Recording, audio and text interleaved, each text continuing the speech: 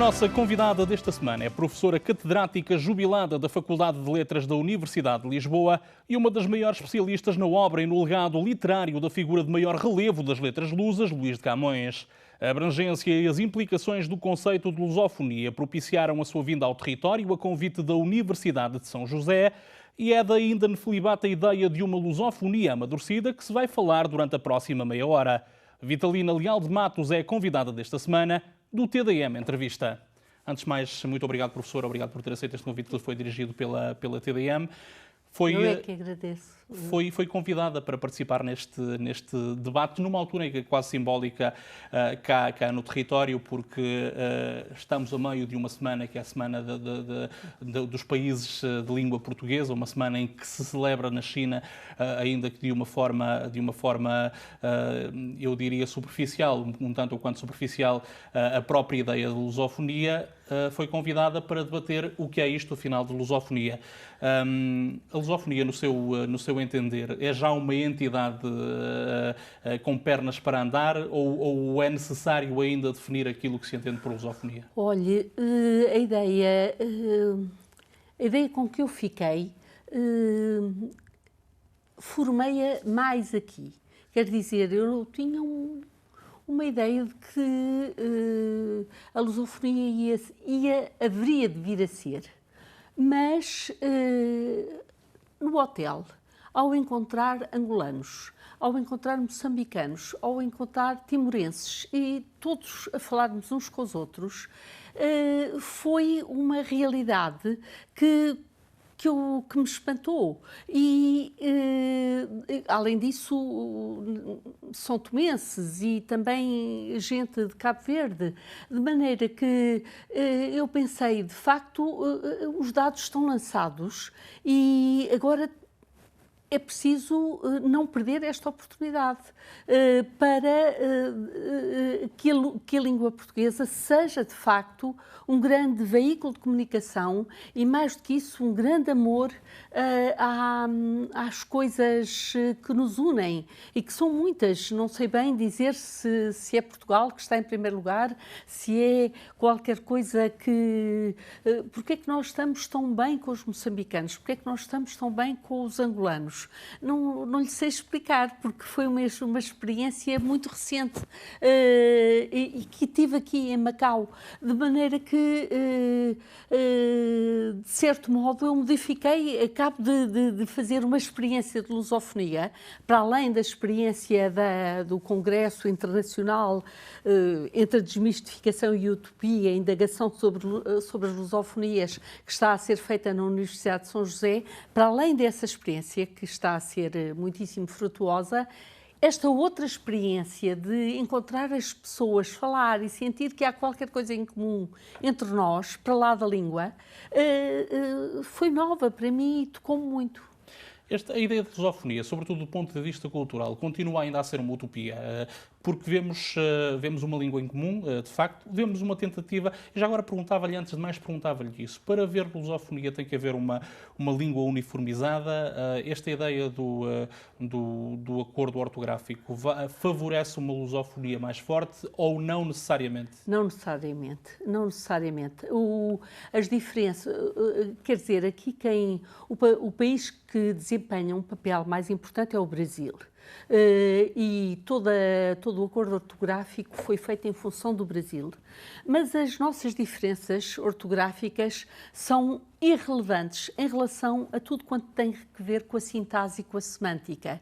De maneira que acho que o acordo ortográfico é absolutamente irrelevante para a lusofonia. Em termos de lusofonia, o acordo ortográfico é absolutamente irrelevante. Esta é a minha opinião. Porque eu li, por exemplo, a certa altura, um prémio Leia, que é de um autor no rasto do Jaguar, onde as diferenças são tão grandes ao nível da sintase e da semântica, e eu entendi que a ortografia perde-se. Não tem importância nenhuma. O que tem importância são diferenças muito mais fundas, apesar das quais nós ainda nos entendemos muito bem.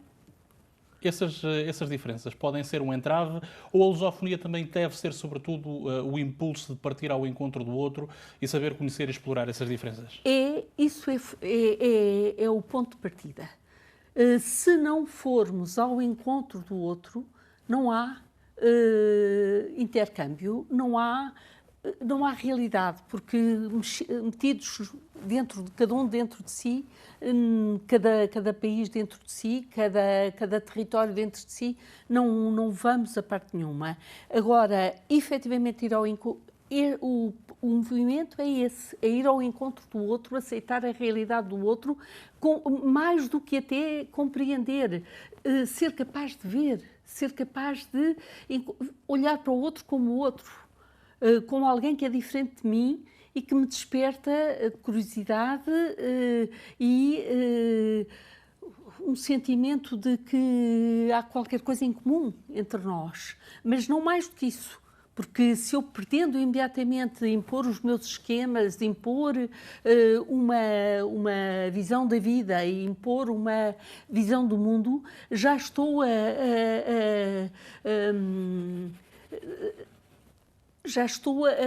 entrar num domínio que falseia a minha apreensão do outro. Portanto, eu não tenho que ter nenhuns a prioris, nenhuns preconceitos.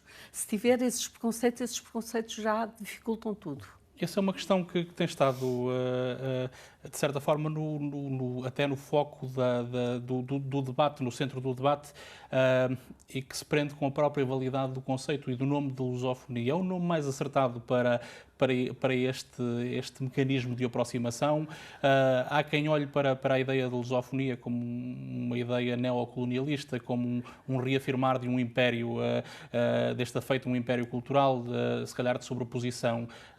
Como é que, ou o que é que pode ser feito para se evitar que isto assim suceda? Para dizer a verdade, eu penso que a palavra lusofonia se forma por analogia com a palavra francofonia, anglofonia, sinofonia e, portanto, é o que estava à mão para se falar de uma realidade que não é portuguesofonia, é qualquer coisa de mais vasto e que é comum a todos. Mas é legítimo que se ponham esses problemas que acabou de focar, mas sobre eles eu não lhe saberia dizer nada porque não estou informada sobre esses assuntos. O modelo da francofonia, falava da francofonia, o modelo da francofonia como plataforma cultural, vemos sobretudo em África, o francês como veículo, como se calhar até de conhecimento de ritmos musicais que são diferentes daqueles que são produzidos em França, de línguas que são próprias daquela zona, sobretudo ali da zona do Golfo da Guiné e que ganham alguma expressão através do francês, um modelo similar, de utilizar o português como uma espécie de língua-chapéu para línguas, por exemplo, como o téton em Timor, para um conhecimento mais vasto de línguas como o téton, de realidades como a realidade dos crioulos que ainda subsistem, por exemplo, no continente asiático, de raiz portuguesa, seria... Eu penso que é isso justamente que deveria ser o objetivo a atingir.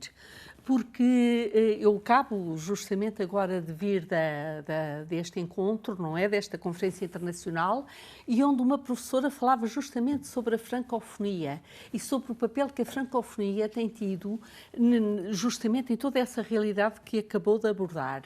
E falava na importância que tem tido a Alliance Française. E era isso justamente que Portugal ou que os países em conjunto, a lusofonia, deviam criar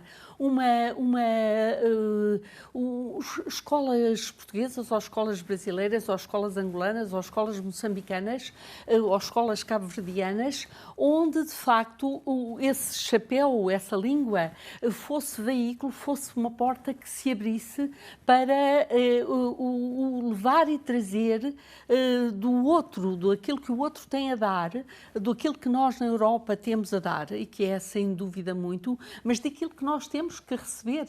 Porque, de facto, ao estar aqui em Macau, e pela primeira vez na Ásia, eu, de repente, sinto-me ultrapassada e deslumbrada por uma realidade que é terrivelmente diferente e terrivelmente esmagadora e poderosa. E isso eu não estava à espera. Portanto, quando se fala em lusofonia, não é só de Portugal para fora, é de fora para dentro, também em relação a mim própria. Eu vivi muito tempo em França e vivo ao lado do Instituto Francês em Portugal, e sou muito, enfim, sou uma grande amiga da cultura francesa, exprimo corretamente em francês e, de facto, há aqui uma componente afetiva fortíssima que eu penso que é necessário transpor para a lusofonia. Houve uma tentativa de construção de um espaço lusófono, mas é uma tentativa sobretudo política e sobretudo, eu diria, ensombrada por algum fracasso. A falta de capacidade de afirmação da CPLP, da Comunidade dos Países de Língua Portuguesa, ensombra, de certa forma, o afirmar de uma lusofonia mais forte, e quando olhamos para a lusofonia, temos que olhar necessariamente como uma entidade de cariz político ou devemos, sobretudo, entendê-la como uma entidade de cariz cultural? Se eu estivesse em Portugal, eu respondia-lhe de outra maneira, porque não tinha vindo cá e não tinha tido esta experiência de que lhe falei. Mas estando aqui, eu penso que a CPLP irá atrás, porque a força é tão grande, a força das relações que nós temos, por exemplo, com 3 angolanos com quem jantámos ontem que nunca tínhamos conhecido, com os moçambicanos com quem estivemos a falar, com uma timorense, com outras pessoas, como já lhe disse, e penso que a CPLP, não sei bem o que é que tem feito, não estou muito informada, mas tem que ir atrás, porque isto tem muita força. E depois, evidentemente, há o mundo dos negócios, há o mundo da económico, que tem puxa pelo resto, e provavelmente a cultura vem depois, vem atrás. Não estou a dizer vem secundariamente, porque a cultura, mas a cultura não é outra coisa, a cultura não é uma superestrutura, a cultura está em tudo, a cultura é uma manifestação humana. Portanto, não se tem que dizer cultura versus negócios, culturas versus economia. Não, a linguagem abanha tudo, e a literatura também não tem uma especificidade. A literatura fala de tudo. De modo que, não sei se estou a responder à sua pergunta ou se estou a derivar. Nesse sentido, mas nesse sentido, de um ponto de vista cultural, não fazia sentido criar instituições que fossem, digamos, tivessem, de certa forma, um cariz universal dentro daquilo que é o conceito da lusofonia? Porque hoje olhamos para a lusofonia e temos editoras brasileiras, por exemplo, no caso dos livros, mas nem sempre há circulação de bens culturais entre estes países. Não há. Isso, devo-lhe dizer que para mim é um desgosto extraordinário e que vem desde sempre. Eu sempre conheci essa realidade em Portugal. Antes do 25 de Abril, depois do 25 de Abril, um livro que se edita no Brasil, eu hoje estive a falar, além de Camões, de um autor brasileiro, Ariano Suassuna, e estive a falar de um livro que eu considero uma das obras-primas da língua portuguesa, sim, que é A Pedra do Reino, de Ariano Suassuna. Pois, se eu quiser comprar este livro em Portugal, eu não arranjo nem consigo arranjar. Eu fui à FNAC, fui a todas as livrarias, telefonei, tal como as quibíricas de António Quadros, eu também não consegui arranjar. E não se consegue ultrapassar estas barreiras entre o Portugal e o Brasil, apesar de se ter criado uma editora que tinha justamente esse objetivo, que é a Leia. Mas a verdade é que as coisas não circulam, não sei porquê. É um duelo de egos também. Como? Esta ideia de quem A questão que se coloca no âmbito de um ponto de vista mais político do que outra coisa qualquer é a quem caberá a direção, digamos, talvez até espiritual, do conceito de lusofonia. Se há o país que está na origem da língua, Portugal, ou se há o país que tem mais falantes, o Brasil. Este duelo de egos, chamemos-lhe assim, é algo que pode roubar protagonismo ao próprio projeto? Não, eu admito que haja políticos que tenham uma grande vontade política de unir, ou de diversificar, ou de expandir, ou de intercambiar. E isso teria imensa importância. Eu penso que o presidente Lula representou um pouco esse papel, assumiu bastante esse papel. Entre nós, de facto, eu vejo que há muito boa vontade, mas não se consegue, não sei porquê. No entanto, por exemplo, a propósito do acordo ortográfico, Angola não ratificou, Moçambique acho que nem tem posição sobre o assunto, o Brasil não está grandemente interessado em falar desta questão, de maneira que não sei dizer-lhe até que ponto o ego, digamos, político ou nacional terá aqui importância. Estou convencida que se houvesse vontades políticas e boas vontades, isso seria importante. Falava do acordo novamente, é um nado morto, pelo facto de não ter sido ratificado por Angola, pelo facto de ter havido já algum recuos, mencionava o caso da Leia também, a Leia inicialmente começou a publicar com um registro uniformizado, com o objetivo de vender em Portugal e no Brasil, agora já recuou, já há livros que são produzidos apenas para o consumo, para serem consumidos no mercado brasileiro e outros que mantêm a grafia antiga para serem comercializados em Portugal. Isto são recuos que podem determinar, de certa forma, o enfraquecimento da própria ideia do acordo. Olha, a sensação que eu tenho é que o que está por baixo é crise económica. É o enfraquecimento destas instituições, o enfraquecimento das editoras, ou a entrega das editoras ao poder económico. Isso é que, quando eu ouço falar de que quem escolhe os livros não são os editores, não são as pessoas que sabem de livros, mas as pessoas que julgam que sabem daquilo que se vai vender nas livrarias e que muitas vezes não têm razão, isso é que penso que está a estragar tudo. Dedicando uma vida inteira, como dedicou à academia, ao estudo, qual deve ser o papel das universidades neste sentido? De aproximar...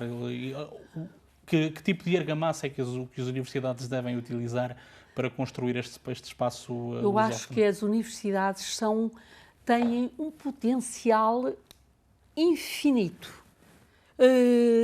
porque elas têm uma mais-valia nas tradições que criaram, no saber que se foi acumulando, não é qualquer... Quando se acaba, por exemplo, estou a pensar no caso do meu marido, quando se acaba, o meu marido é de farmácia e fez síntese química em Portugal, quando se acaba um laboratório farmacêutico, quando fecha um laboratório farmacêutico em Portugal, o que acontece é que isso se reflete no número clausus da Universidade de Farmácia. Portanto, as universidades têm uma potencialidade enorme para dar. O que acontece é que os licenciados, os mestrados, os doutorados não têm emprego. E isto é que é trágico, porque de facto as universidades produzem extraordinariamente e produzem bem, muitíssimo bem. Basta pensar, por exemplo, o papel da professora Vera Borges, que me convidou, que neste momento não tinha emprego em Portugal e ela fez um doutoramento de mais alto gabarito na Universidade de Lisboa, mas neste momento não tinha lugar. Percebe? Isto é dramático. Isto é dramático. E ela encontrou aqui a Universidade de São José, acolheu-a. Portanto, as universidades têm uma enorme potencialidade. O problema é que as universidades não sejam esmagadas. Professora, eu dizia no início desta nossa conversa que é especialista em Luís de Camões, na obra de Luís de Camões. Curiosamente, conhece também muito bem a obra de uma outra figura grandiosa das letras portuguesas, Fernando Pessoa. Se não estou em erro, a sua tese de mestrado foi sobre a obra de Fernando Pessoa. A minha tese de licenciatura. Nessa altura chamava-se assim.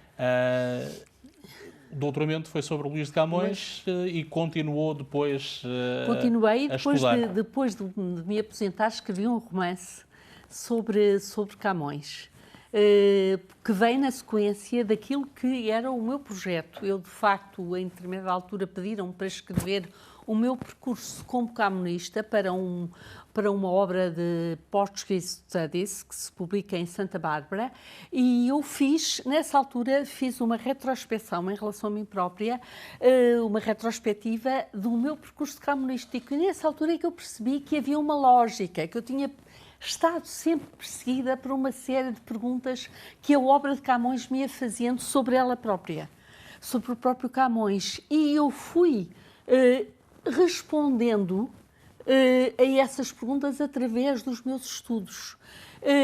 E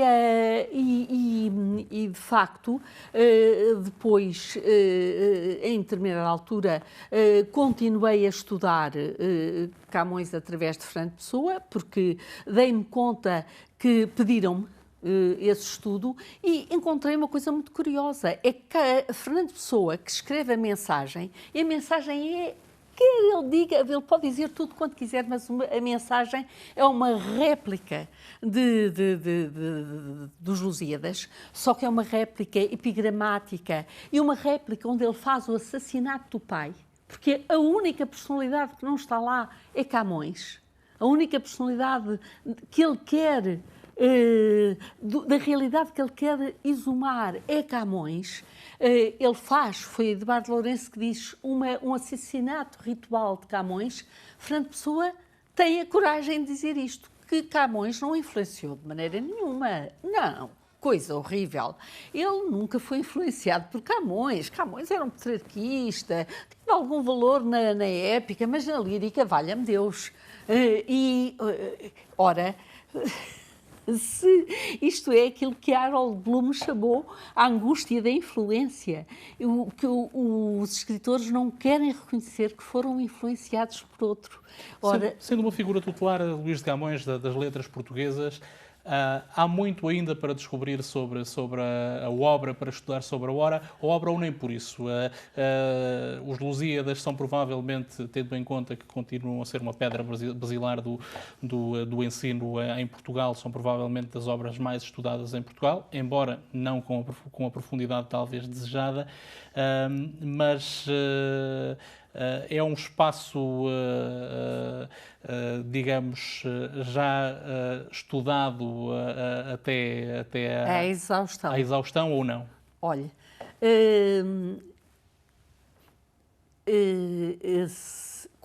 em qualquer momento, uma pessoa que tivesse essa perspectiva poderia dizer está tudo dito.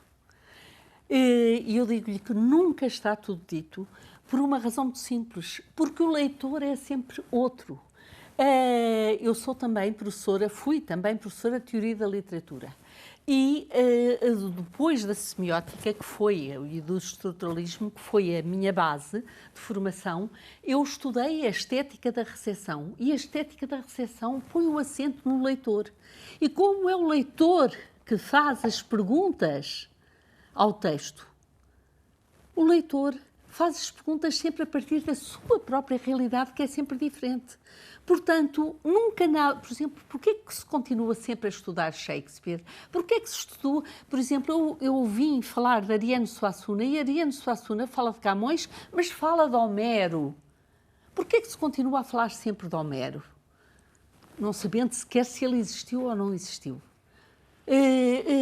Portanto, é o leitor que tem perguntas, cada época tem a sua maneira de interrogar, cada época tem os seus problemas, as suas inquietações, as suas perguntas a fazer à literatura.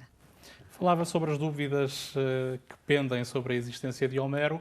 Cá em Macau persiste uma dúvida. Camões passou ou não cá por Macau? É quase impossível responder a esta pergunta. Aquilo que lhe perguntava, se calhar de uma outra forma, tendo em conta que o mito em torno de Camões e da presença de Camões em Macau, quer ou não ele tenha estado em Macau, ajudou, de certa forma, a ser um garante da Portugalidade neste lado do mundo. Pelo conhecimento que tem da obra de Camões, Camões há teve... algo que indicia a presença Camões veio para o Oriente. Camões veio para o Oriente quando acabou o serviço militar em Goa. O que é que ele veio fazer? É duvidoso, podemos duvidar. Eu pergunto, para que outro ponto do Oriente é que ele iria se não viesse para Macau? Para que outro ponto? Ele depois, é no regresso do Oriente que ele tem um naufrágio na foz do rio Mekong, na Indochina. De onde é que ele poderia ter vindo, se não fosse de Macau? Eu não sei. Por isso, para mim, Camões, sem dúvida nenhuma, esteve em Macau. Esteve em Macau e apaixonou-se por uma chinesa, como depois se apaixonou por uma mulher negra. Camões tinha, evidentemente, no petrarquismo, a imagem daquela mulher branca, loura, etc. Mas Camões nunca quis saber de convenções. E, portanto, amou uma chinesa, amou uma mulher preta e diz que é cativo da sua cativa, quer dizer, ele é o servo da sua serva, porque a ama. E fala da mansidão e da pretidão de amor sem nenhum preconceito. Isto é extraordinário no século XVI. Não houve nenhum petrarquista que tivesse esta ousadia. Ainda assim, o que vai ao encontro, de certa forma, de um certo estado, de uma certa forma de estar dos portugueses no mundo, sobretudo através da questão da miscigenação. Ainda assim, porque é que a mulher cantada por Camões, mais das vezes, por exemplo, nas Endechas da Bárbara, é a tal mulher branca e tal mulher perfeita, era um sinal dos tempos? Bem, porque, efetivamente, Camões viveu muito tempo em Portugal. Camões esteve uma grande parte do tempo aqui e a primeira carta que ele escreve de Goa é muito negativa em relação às mulheres goesas, porque, sobretudo, ele estranha imensa língua. E o facto de elas não terem cultura petrarquista e não terem uma cultura europeia.